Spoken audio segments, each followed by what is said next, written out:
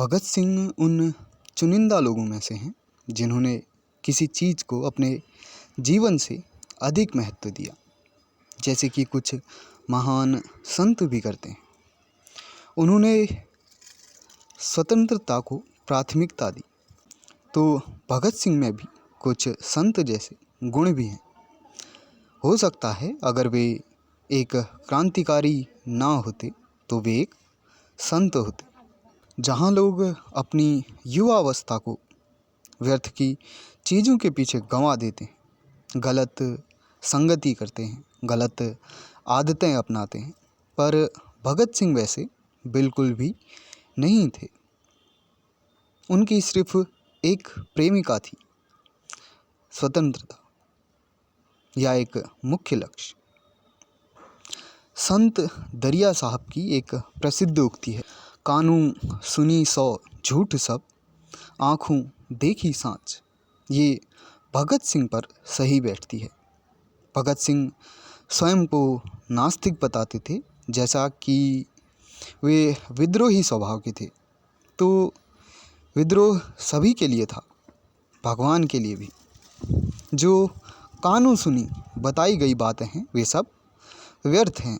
आँखों देखी सांझ, यानी कि जो अपना अनुभव है एकमात्र वही सत्य है।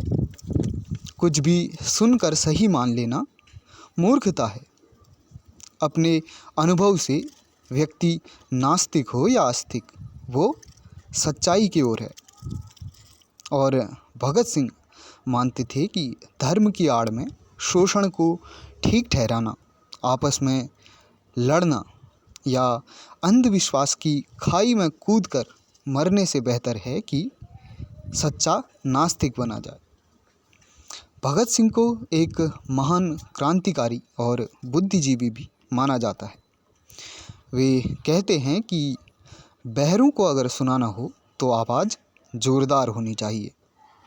और जैसा सच्चा और ईमानदार युवा खून हो सकता है, वे वैसे थे स्पष्ट, जो कि एक युवा से अपेक्षा की जा सकती है।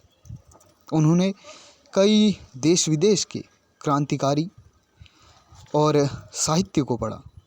भगत सिंह कैद में होने के बावजूद अपने पढ़ने के लिए पुस्तकें मंगवाते थे, और वहीं उन्होंने कई लेख लिखे जो युवाओं के लिए क्रांति के आदर्श का रूप बन गए और काफ़ी प्रसिद्ध हुए। कहते हैं उन्होंने कई दिनों तक अनशन भी किए, और अंतिम क्षणों में कहा जाता है कि वे एक पसंदीदा क्रांतिकारी को पढ़ रहे थे। और जब उनसे पूछा गया कि वे क्या कर रहे हैं, उनका जवाब था कि एक क्रांतिकारी दूसरे क्रांतिकारी से मिलने की तैयारी कर रहा है।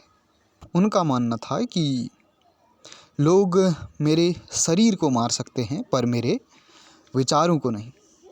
और भगत सिंह के क्रांतिकारी विचार लोगों में आग की तरह फैलने लगे।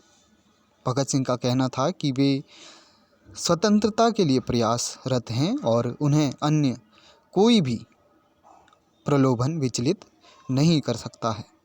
स्वतंत्रता के इस संघर्ष में जीवन की परवाह ना करते हुए वे शहीद हुए, तो युवाओं में क्रांति की आग के रूप में जीवित हो उठे और क्रांति की एक अमिट छाप डाल पाने में वे सफल रहे। उन्होंने सिद्ध किया कि युवावस्था किसी प्रकार की व्यर्थ चीज़ों के लिए नहीं है, उसे एक प्रेम या सार्थक लक्ष्य के लिए लगाया जा सकता है।